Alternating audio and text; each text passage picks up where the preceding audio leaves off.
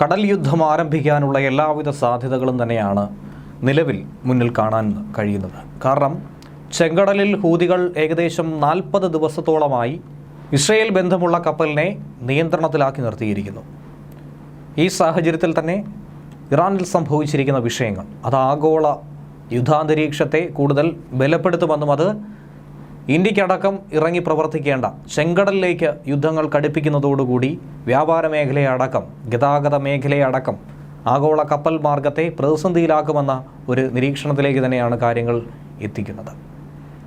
ഹൂതികൾ നിരന്തരമായി ചെങ്കടലിൽ ചരക്ക് കപ്പലുകൾക്ക് നേരെ ആക്രമണം കടുപ്പിക്കുകയാണ്. ഇസ്രയേൽ ബന്ധമെന്ന് തോന്നി തുടങ്ങിയാൽ തന്നെ, ഇസ്രയേലുമായി ബന്ധപ്പെട്ട ഏതെങ്കിലും സൂചന കിട്ടിയാൽ തന്നെ ചരക്ക് കപ്പലുകളെ ഒരു കാരണവശാലും ആ മേഖലയിലൂടെ കടത്തിവിടില്ല എന്നാണ് ഹൂതികൾ പറയുന്നത്.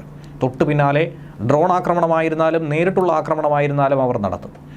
അതിൻ്റെ ഭാഗമായി ഹൂതികൾ ഈയടുത്ത് പിടിച്ച ഗാലക്സി ലീഡർ കപ്പൽ 40 ദിവസത്തോളമായി അവരുടെ നിയന്ത്രണത്തിലായിട്ട് ഇതുവരെയും വിട്ടുകൊടുക്കാൻ തയ്യാറായിട്ടുമില്ല. MLA ഹുദൈദ പ്രവിശ്യയിലെ തുറമുഖത്ത് കപ്പൽ അടുപ്പിച്ചിട്ടുണ്ട്. ഇതിൻ്റെ പൂർണ്ണ നിയന്ത്രണം ഇപ്പോഴും ഹൂതി സായുധ സേനയ്ക്ക് തന്നെയാണ്. ജാപ്പനീസ് കമ്പനിയാണ് ബ്രിട്ടീഷ് ഉടമസ്ഥതയിലുള്ള ഈ കപ്പലിൻ്റെ നടത്തിപ്പ് ചുമതല വഹിക്കുന്നത്.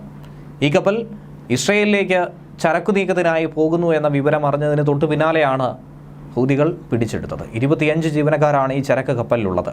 ഇസ്രയേലി സമരമായ എബ്രഹാം റാമി ഉഗ്രമായി ഇതിന് ബന്ധമുണ്ട് എന്നുള്ള വിവരം നേരത്തെ ലഭിച്ചിട്ടുണ്ട്. കപ്പൽ പിടിച്ചെടുത്തിരിക്കുന്നത് കടുത്ത അനീതിയാണ്. അതിലെ ജീവനക്കാരുടെ സ്വാതന്ത്ര്യത്തെ പോലും ഹനിക്കുന്ന രീതിയിൽ അത് വളരെ ബുദ്ധിമുട്ടേറിയ ഒരു അവസ്ഥയിലൂടെ കടന്നു പോകുന്നു. അതുകൊണ്ട് വളരെ വേഗത്തിൽ അവരെ മോചിപ്പിക്കണം, അതിനുള്ള നടപടി സ്വീകരിക്കണമെന്നാണ് UN-ലെ ജപ്പാൻ പ്രതിനിധി യമസാക്കി കസിയുക്കി UN സുരക്ഷാ കൗൺസിലിൽ ആവശ്യപ്പെട്ടിരിക്കുന്നത്. നവംബർ 19-ാം തീയതിയായിരുന്നു ചെങ്കടലിലൂടെ കടന്നുപോയിക്കൊണ്ടിരുന്ന ഈ ചരക്ക് കപ്പലിനെ ആക്രമിച്ച് ഹൂതികൾ അതിൻ്റെ നിയന്ത്രണം പിടിച്ചെടുത്തത്. മെക്സിക്കോ, ഫിലിപ്പീൻസ്, ബൾഗേറിയ, യുക്രൈൻ തുടങ്ങിയ രാജ്യങ്ങളിൽ നിന്നുള്ളവരാണ് ഇതിലെ ജീവനക്കാരും. അതുകൊണ്ട് ന്യായീകരിക്കാൻ കഴിയുന്ന ഒരു നടപടിയായി ഇതിനെ നോക്കിക്കാണാൻ കഴിയില്ല. കാരണം പല രാജ്യങ്ങളിൽ നിന്നുള്ള ജീവനക്കാരാണ് ഇപ്പോൾ ഹൂതികളുടെ ഇസ്രയേലിനെതിരെയുള്ള ശത്രുതയിൽ വീർപ്പുമുട്ടുന്നത്, ബുദ്ധിമുട്ട് അനുഭവിക്കുന്നത്. അതുപോലെ ഈ കപ്പലിൻ്റെ ഉടമസ്ഥാവകാശമോ നടത്തിപ്പവകാശമോ ഒന്നും തന്നെ ഇസ്രയേലിനുള്ളതല്ല. ഒരു ബന്ധം ആരോപിക്കുന്നു എന്ന് കരുതി ഈ കപ്പലിനെ ഇങ്ങനെ തടങ്കലിൽ വയ്ക്കുക എന്ന് പറയുന്നത് കടുത്ത അനീതി തന്നെയാണ്, ഒരിക്കലും അംഗീകരിക്കാൻ കഴിയാത്ത വിഷയവുമാണ്. ഇതിനിടയിലാണ് കഴിഞ്ഞ ദിവസം ഹമാസ് നേതാവ് സാലിഹ് അൽ അറൂരിയുടെ കൊലപാതകത്തിന് പിന്നാലെ ചെങ്കടലിൽ വീണ്ടും ആക്രമണം ഹൂതികൾ ശക്തമാക്കിയിരിക്കുന്നത്.